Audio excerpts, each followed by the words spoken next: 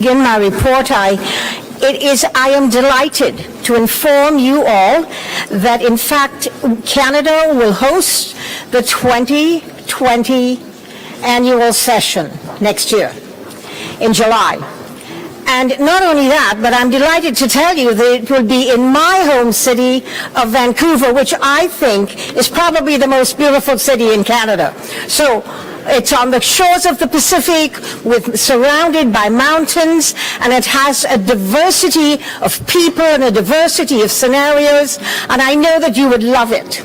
This is the third time that Canada will be hosting a meeting. We held our last meeting in 1995 as an annual meeting, and then, of course, we had one in 2008 for an autumn meeting.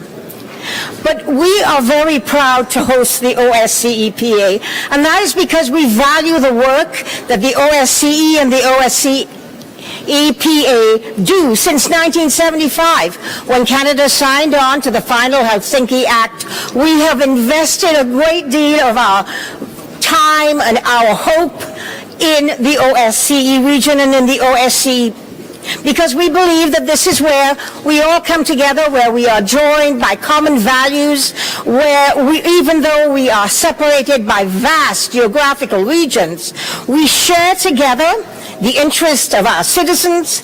We want to build relationships, we want to find common ground, and we hold dear the concept of democracy and human rights that in fact is at the heart of what we do here at the OSCE. So, in 2020, when you come to my beautiful city of Vancouver, I want to introduce you not just to the beautiful scenery of the Pacific Ocean and the mountains, but also to introduce you to the diversity of our people. There, every single one of you in this room will find citizens in the city of Vancouver who come from your countries, who still speak your language, where the food of your countries is served, and everyone will find that the diversity of food is probably very important to us in Vancouver. But not only that, the people there will speak your languages to you, and you will feel very, very much at home. So that I want to welcome you to Vancouver in 2020, and I want you to look at the beautiful mountains in the background there of that picture of the city of Vancouver, and of course, a great park.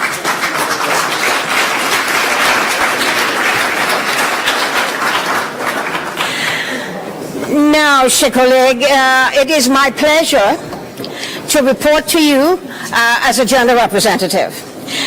The report is on the table, so you can read it if you wish.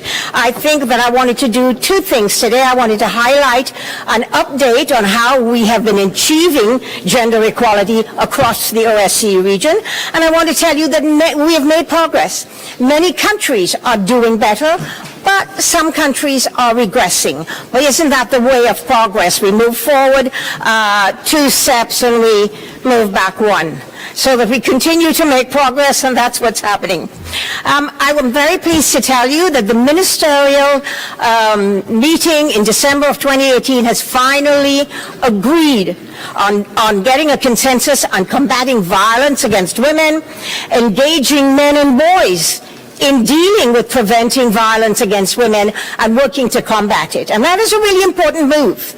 I think we also look at measures against sexual harassment that was agreed on at that ministerial in 2018, and also to thank our dynamic duo, our President and our Secretary General, who has been pushing this issue every time at the OSCE, but also this Parliamentary Assembly. You have spoken out. We made lots of decisions in the last 2 annual sessions, and I think the OSCE have realized that those of us in this room as a Parliamentary Secretary have pushed this agenda forward with our leadership. Unfortunately, as always happens, in order to get a consensus, some things did not get on the table. And one of them that I think is very sad is that the idea of intimate partner violence, or domestic violence, as some people call it, was in fact not paid attention to at the table. And in fact, and one of the things that was not put on the table as well was the threat for female politicians around the world, and especially in the OSCE region. Not just threat online for harassment and name-calling, but also we know that some politicians in the region have actually been murdered as a result of being a female politician. And I'm hoping that the next time the Ministerial Council comes together, they put this at the top of their agenda. But I wanted to talk a little bit about something that was left off, and that's family violence. And for those of you who believe in the strength of the family and in family values, not discussing family violence is a mistake. Mainly because we know from all of the data that we can get that in homes where the woman, the mother, is treated badly, either psychologically or physically by her spouse, that in fact boys grow up to become abusers themselves, and girls tend to marry abusive men. And so we see that as this moves on generation after generation, the actual family begins to weaken. And for those of you who feel the family is a core and important value, I think we want to start discussing this in its reality. There has been institutional progress. We've seen, again, a credit to the senior advisor in the OSCE Gender Secretariat that, in fact, we've achieved some changes. In fact, at the director level in the OSCE, we have finally achieved equal numbers of men and equal numbers of women as directors. However, we still have 75% of men at the very head of the Secretariat, and so we need to do some more work on that. Now, in field operations, we have moved from 61 women involved in field operations to 112 movements moving across with progress on those areas. So I think that that is very important. We've been evaluating what we're doing because it's really important. If we don't evaluate, if we don't set objectives, if we don't know where we're going, how are we going to know when we get there? And so evaluation tells us whether we're getting there and what are the challenges we're facing. And we found that gender mainstreaming has been progressive at the OSCE and the OSCE-PA. But there have been gaps in that evaluation, and it tells us that specific programs across the OSCE have had gender mainstreaming, but there are, in fact, quite a few. Only 30% have achieved gender mainstreaming, so there are still 70% that have not achieved gender mainstreaming fully, and 9% that haven't achieved any gender mainstreaming whatsoever. And we feel that that pinpoints the fact that we need to educate the staff at the OSCE on educating them on gender sensitivity, on how to move programs forward, and how to achieve this. So all in all, it's not a really bad picture to look at. I think I was pleased today to hear that the Center for the Conflict Prevention is focusing on women, of course, in the United Nations Resolution 1325, moving women into the military political sphere and women into conflict prevention, into peace negotiations, and into post-conflict resolution. All of this is very good, and I don't really like to pinpoint countries that are doing very well, but I would like to say that I visited Ukraine last summer, and they are actually trying to make 1325 a reality, not only at the parliamentary level, but at the heads of the government level and in the local levels and the regional levels and the community levels. This is all happening. They're getting a lot of help. They're working with other countries to make this happen, but they are actually moving forward on that. Again, I wanted to say that this is an important area, especially in a conflict region. And they are also working on gender violence, and they are working very closely on the intersectionality of gender. Because as you and I all know, colleagues, that women don't just think as one mass, that women are divided by the differences that make them up, by their race, by their ethnicity, by their language, by their religion, by the regions and their cultures in which they live, and that therefore women think differently when they get together. And we see the same amongst men. Men are not all thinking exactly alike. So it's important that we see intersectionality, and we've noticed that in Ukraine, in fact, they are moving towards a lot of that intersectionality, especially with regard to LGBTQ rights. And I think, again, this is very important. Now, that I've told you where we're going and where we've gone and what we need to do better, I wanted to talk a little bit about my report in the summer in terms of the 2019 move that we're going to move forward. As you well know, we have a gender lunch and we discuss where we're going to go. And my focus this time, and I want to get your input and a sense of how you feel this is important, is to look at the issue of gender and youth. Because when we look at gender, we don't have to look at gender only in terms of a single space. Gender, we have to look at gender on the life cycle, from young girls, young boys, all the way through to adolescence, all the way through to adulthood and senior, when they become seniors and elders. So that's that area of verticality that we call over the life cycle. And then, of course, as I said earlier on, there is the idea of the horizontality, how men and women vary because of their culture, their race, their religion, the circumstances in which they live, and their languages. All of these make different things for us to be able to look at when we talk about gender equality. In fact, we have shown that violence against girls, as youth especially, so I want to focus on youth right now, violence against girls is actually increasing. In Canada, we know that girls are 4 times as likely to be abused sexually and physically than boys. In Switzerland, they've shown that 22% of girls versus 8% of boys face sexual abuse, harassment, and violence. In the United States, 23% of girls versus 10% of boys face gender violence, based on their gender. So, I think we need to think about that, and we need to look at how we deal with protecting adolescents, youth, especially girls and boys, from violence that they face. Now, in Canada, we look at online luring. It's not only being one-on-one and physical violence one-on-one. Online, we know that lots of young people, adolescents, have attended. Are you okay, George? I think that I think what I wanted to talk about is we need to deal with online and in social media. Girls, specifically, we see a lot of girls who are lured. They are lured through having to pose online by pedophiles who want to see girls and boys, in fact, in positions that they can send across the line. So in Canada, we have set up some legislation and some very strong penalties against online luring. And I think I wanted you in your countries to think about what you're going to do about that. I'm actually also pleased to see that we're looking at how girls are affected and boys are affected by climate change. And I wanted to discuss that a little bit. You may not think that climate change impacts young girls and young boys, but in fact it does. And there was a great deal of data coming out of the United Nations women's studies that are showing us that climate change, which creates lack of food, which creates migration, that women and boys caught in this trap, they are also therefore very much at risk. And we need to deal with that. And I think we need to talk about why it's really important for us to deal with this. We love to talk about how young people are our future. Young people are not our future, they are our now.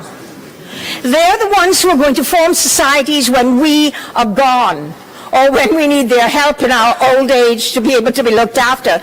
But if, as we see now, that young people are actually very critical and skeptical and do not trust institutions, especially parliaments, anymore, this is something we have to rectify. And so we have to be able to open up and talk to young people about what they think. Bring in at the national levels an ability to have advisory groups of young people talking to the very head of our countries, and then to talk to parliamentarians, and even at community levels. We talk to NGOs, many of us. Let's talk to young people. Let's get their input. Let's hear from them what we need to do to make our institutions places where they can feel proud and where they can feel trust. Because if we don't, that is one of the major problems that our democracies are going to face, when no one trusts parliaments anymore, no one trusts the democratic process anymore, where young people don't want to vote. And that ability is going to create a huge security problem for all of us. So that's something I want to focus on. But in the meantime, I also want to give you one last thought as I move on. Gender, as I always say, is not just about women. Data tells us that women still have a long way to go in achieving equality in terms of the economic, political, social, and cultural sphere. But we also know that there is a backlash happening now. Young men have been taught by culture and many religions that they have to be tough and they have to be strong. And yet young men feel frustrated because they're not getting any jobs, they're not being able to finish school. Young men are dropping out of school at a very high rate. And we're seeing that there are many young men who are more prone to suicide than young girls. While young girls are prone to sexual violence and to actual murder, young boys have a high incidence, in some cases 4 times the normal incidence of young boys committing suicide because of hopelessness and frustration, lack of ability to get work, lack of feeling that they have a role to play in society, feeling left out. Girls are moving forward in high schools and in universities faster than boys. Boys feel frustrated by that. So when we look at gender, we have to look at gender being how it affects men and how it affects women. And we're looking to equalize. We're not looking to get one group above the others and to take a prominence above others. We know that we will always have to deal with the fact that women still lag. But we need to think of our young men right now. And I want you to think of gender not as a dirty word, not as something to be afraid of, but gender meaning how do we get our societies to function in a respectful manner with opportunity for all and with no one left behind. Thank you.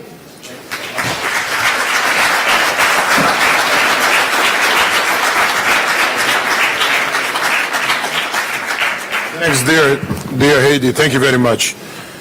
I can't recall time when your report didn't attract a lot of attention and applauses because it's always very interesting, factual, with interesting dynamics and conclusions. And thank you very much for your tireless work for many years and keeping us very much accountable, especially men. And we are trying to realize your dreams, your recommendations, step by step.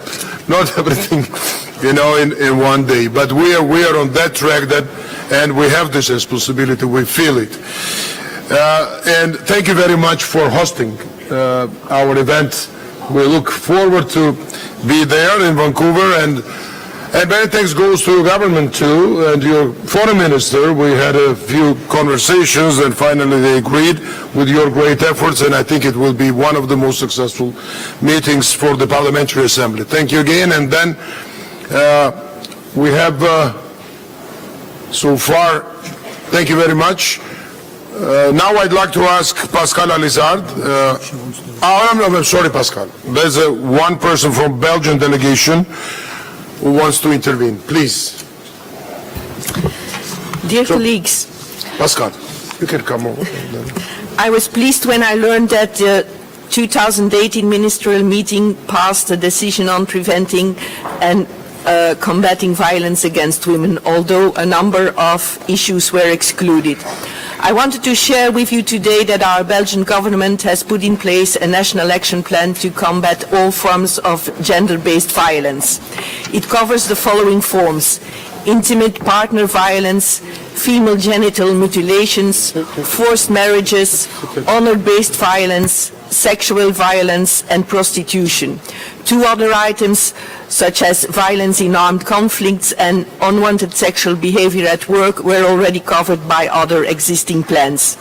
The current national action plan to combat gender-based violence follows the structure of the Convention of Istanbul and is therefore divided into 6 overall objectives.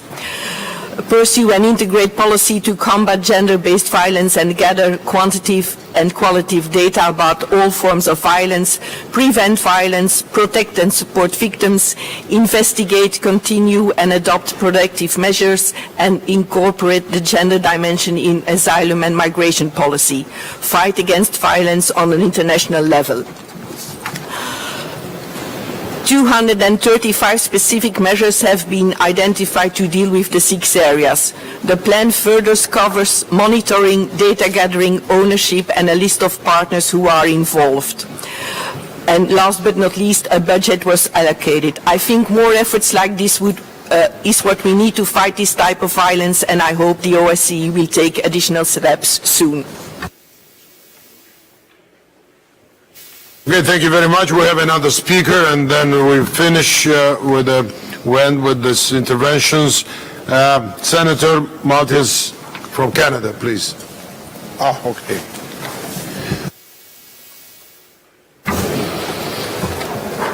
Merci, Monsieur le Président, mais c'est maltais, ça va mieux. Je voudrais bien sûr féliciter ma collègue, Mme Fry. Depuis de très nombreuses années, elle a consacré sa vie à l'évolution de la femme dans la société et des droits des personnes. Elle est non seulement une icône à l'OSCE, mais au Canada. Et je pense que nous avons tous raison de lui rendre hommage aujourd'hui.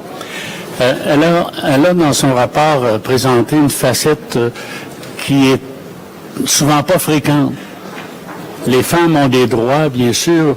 Ceux qui l'exercent sont quand même assez rares dans la société mondiale. Mais il y a ceux qui défendent les droits des femmes, qui souvent sont persécutés. Et je pense que c'est là le devoir d'une société comme l'OSCE de demander aux États de protéger les femmes qui défendent les droits des femmes en politique. Et ils sont souvent menacés et souvent l'empêchent de faire leur travail. Monsieur le Président, je conclus en disant merci de m'avoir donné une minute. C'est très gentil. Merci. Thank you very much. Appreciate your remarks.